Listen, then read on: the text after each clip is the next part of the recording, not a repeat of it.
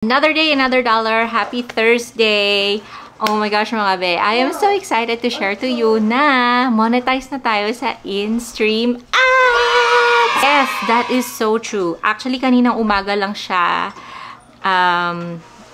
Kaninang umaga ako na monetize. And eto, pakita ko lang sa inyo para proof. O, diba? Ayan. Ayan siya. O, diba? May pinagdaanan kasi ako before ako na-monetize. Kaya sabi ko, sige, i-share ko na lang sa inyo para in case na pinagdadaanan nyo, yung pinagdaanan ko when I was trying to get monetized, at least meron kayong idea kung ano yung ginawa ko. So, to start with, actually last month ko pa na-hit yung mga requirements ni Lolo Mets to be monetized, to be able to monetize InStream Ads, which is yung 5,000, at least 5,000 followers, yung 60,000 ba yun or 600,000. Lalagay ko na lang dito kung ilang minutes ba yun yung kailangan mo to monetize. Tapos, yung at least 5 na active videos. So, sabi nga nila, before ka daw mag-submit ng application mo, kailangan mo munang i-check ang page mo or ang account mo. Just to make sure na kung meron kang mga pinost na as in way back, way dati pa, like for example, nung kakastart pa lang ng page mo or kakastart pa lang ng Facebook account. See, kung meron, feeling mo meron kang ma-violate sa mga pinost mo, burahin mo na. So, yun yung ginawa ko. Nag-review muna ako and then meron nga akong mga dinilit doon na mga text na post, alam mo nyo na yung updates, yung status update. Meron din ako mga dinilit na videos, long form videos, meron din ako mga dinilit na mga reels. Ayun. So, kung hindi nyo alam kung ano yung mga violations, kung ano yung makakapag-trigger ng violations, I'm sure meron mga tutorials out there. Hindi ko na iisa-isahin yon. So, basta, i-research nyo na lang kung ano yung mga bawal content and partner monetization policies ni Facebook. So, anyways, no confident na ako, feeling ko okay na. I hit submit. And I was expecting na mga 24 to 48 hours, makukuha ko na yung matamis na oo ni Lolo Mets na okay na, monetized ka na. So, naghintay ako 24 hours, wala. 48 hours, wala pa rin. Sabi ko, sige, 72 hours. 72 hours, wala pa rin. Hanggang sa naging 1 week na. Sabi ko, ba't 1 week wala pa rin? And then, until 2 weeks na talaga siya. As in, yun kasi yung pinaka-maximum na time na hinihingi ni Lolo Mets para ma-review yung application. Sabi nga dun is, nireject nga yung application ko.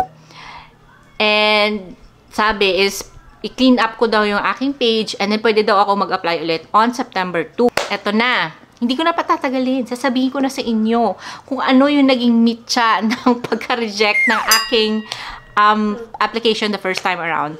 So, kung nandito ka dati pa sa aking account, sa aking page, ay alam nyo na nagpapa-Jcash ako.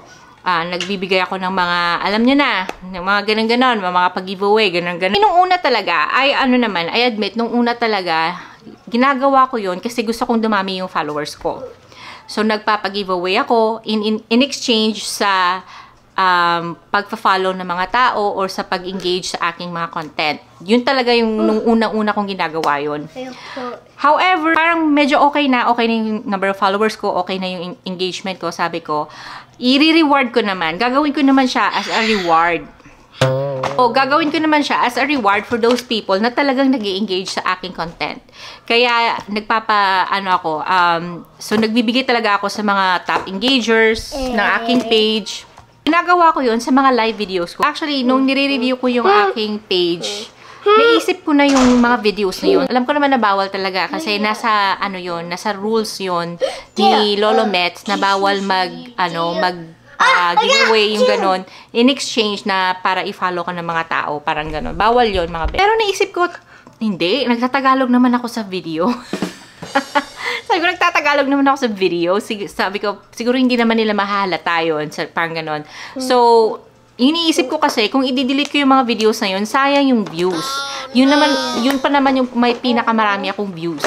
Kaya parang, ayoko talaga siyang i-delete. So, sabi ko, sige, okay lang. So, I did not delete those videos before ako nag-hit ng submit the application. So yun na nga, sa kasamaang palad, ni-reject nga ni Lolo Mets ang aking unang application. Since may 1 month pa ako, so sabi ko okay lang, may 1 month pa ako, so upload lang ako ng upload. Although I must admit, medyo nawalan talaga ako ng gana. So syempre, sumabay pa yung naging busy ako sa work.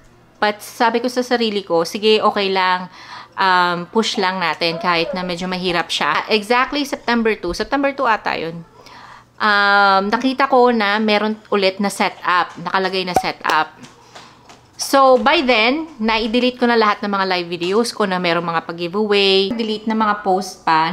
Nag-antay pa ako ng, I think, 2 days, mga 48 hours, bago ako nag-submit ng application ulit. So, yun nga. So, nag-hit na ako ng submit. After mga 1 minute ulit, inopen ko, ayun na. Nakalagay na doon na may earnings. Sabi ko, oh my gosh, monetize na ako. Super happy ko talaga kasi, first of all, hindi ako nag-expect ng anything na sabi ko pa nga, baka ma-reject ulit ako. So, hindi na ako nag-expect ng sobrang bonggang-bongga.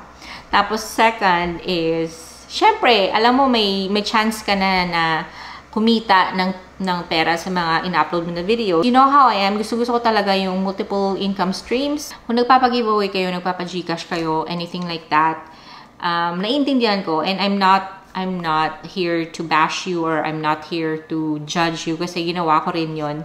But ito lang yung masasabi ko, before kayo mag-apply for monetization, make sure to delete everything. Delete lahat ng videos, lahat ng graphics or pictures or whatever na pertaining to any giveaway or na may binibigay kayo. And I will see you on the next video. Ingat!